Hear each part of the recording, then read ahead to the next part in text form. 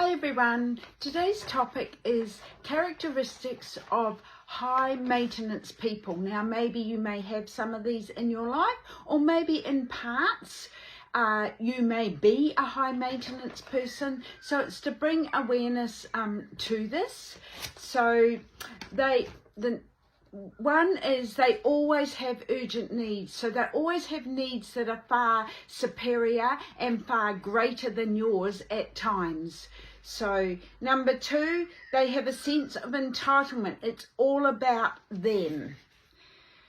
They cling to stories wrong to them. They're always going over and over about things that have been done wrong to them. These people can be very draining, and we can end up being on the tail end of these high maintenance people. Or as I said, see where you might be doing this sometimes or in part in your own life. Are you a high maintenance person?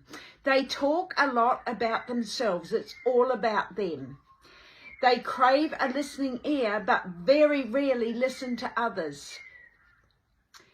They live in a state of perpetual drama. I would call this addicted to drama as well. So always people that they've always got one drama. Oh, it's a big drama here. And then when that settles down, that you'll see that they shift that, they jump that over to another drama. They're always having drama in their life.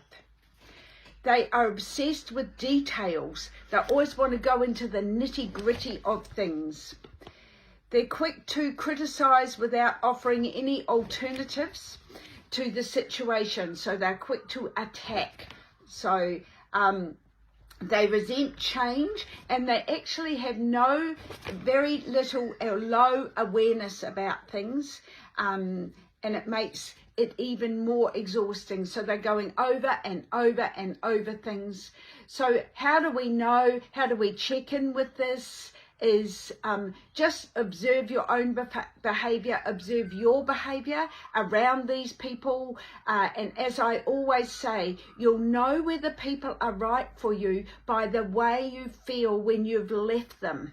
So now again, it's not to judge. They're allowed to do whatever they want. However, this is about our own recovery, and is it good for us to be around those type of people? Another idea is you don't go as often and don't stay as long. You might be able to be with people for a short amount of time. Otherwise it crosses the line and it gets too draining for us. So this is all about staying in our own paddock and our own recovery, which should be number one value is our own discovering who we are and our own recovery.